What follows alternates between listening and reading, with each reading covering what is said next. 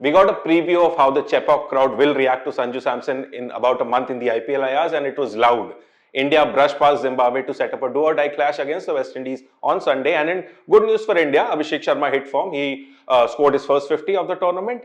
And he looked far more stable at the crease. He wasn't dancing down the pitch to try and hit everything. And all the other batters also chipped in what ended up being a dominant win. So far less nerves in the Indian camp now.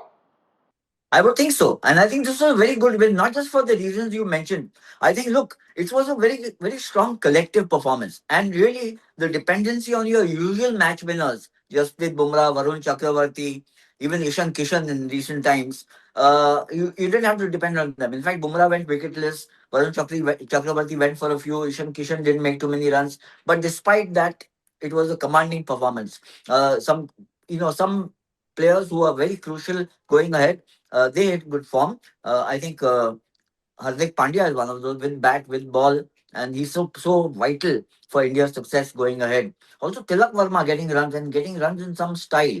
I think Sanju Samson coming in at the top makes a difference, in my opinion. And as we've seen that, he's obviously preferred as the wicket-keeping choice to Ishan Kishan. So I think getting the combination right was one of the benefits.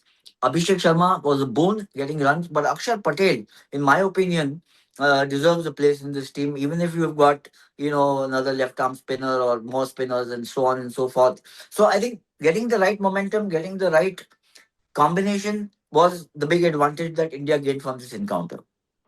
Yeah, and though it was a dominant win, there seem to be some small issues that India are dealing with. For instance, you mentioned Varun Chakravarthy didn't look as threatening as he had in the earlier games in the tournament. I mean, he went for around 8.75 yesterday and got one wicket. And also the bowling of Shivam Dube was a nightmare. He went for 46 in 2 overs. So do you think these are concerns going forward, or do you think it was just the pitch? I mean, Varun Chakravarthy not getting wickets could be said to be a bit of a concern in two matches, in succession. He hasn't got the success that we are so used to. And that's really the key because we are so used to see him getting wickets by the back full. But I think he's still such a crucial member of this bowling attack. So Arshdeep getting wickets was a big bonus. And Bumrah, in many ways, you can't even raise a finger about his performance, whether he gets wickets or not. Hardik Pandya bowled well. So I think it's the apart from Varun Chakravarthy, it's the support bowlers who are a bit of an issue. Akshar also bowled rather well. In fact, he got you the first breakthrough. So I won't worry too much. I think against the West Indies, he will be challenged, Varun, because they are all big hitters. As we know, they are power hitters. But power hitters means also taking more risks. So you can, conceivably, Varun Chakravarthy could end up with more wickets than we've seen in the past couple of games. Yeah, and lastly, we should also talk about Zimbabwe. Now, they looked all at sea on such a batting pitch. I mean, like you mentioned, they don't have the power to match the six hitters of India or the West Indies. And it was kind of a reality check, although they will take heart from their wins against Sri Lanka and Australia. And more importantly, how soon do you think Brian Bennett will get an IPL contract? I mean, he's been an outstanding batsman in this tournament. I was just reading some of the scores that he's notched up, and he puts a value on his wicket, whatever format, as one understands, whatever format he's playing. He's not somebody who just gets swayed by the, by the temporary success of hitting a found boundary or a couple of boundaries. He values his wicket, and that I think is a very strong, it's a strong bonus for Zimbabwe going ahead. But obviously, what Zimbabwe needs is more experience, more exposure at the highest level, which I think Sikandar Raza talked about, their captain.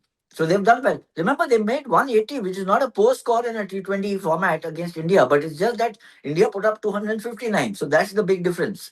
But victories against Australia and Sri Lanka count for a lot. And I think somewhere the powers that be in the ICC and different cricket boards must look at giving associate countries more opportunities if you want to kind of raise the level, raise the bar in cricket globally. Yeah, and we saw plenty of examples of that in the group stages with a lot of associate teams pitching in. But now, as I said earlier, India West Indies on Sunday, and we'll come back to you after that. So that's it for this episode of Sports Room. We'll see you next time. Thanks, Anirudh. We'll catch up soon.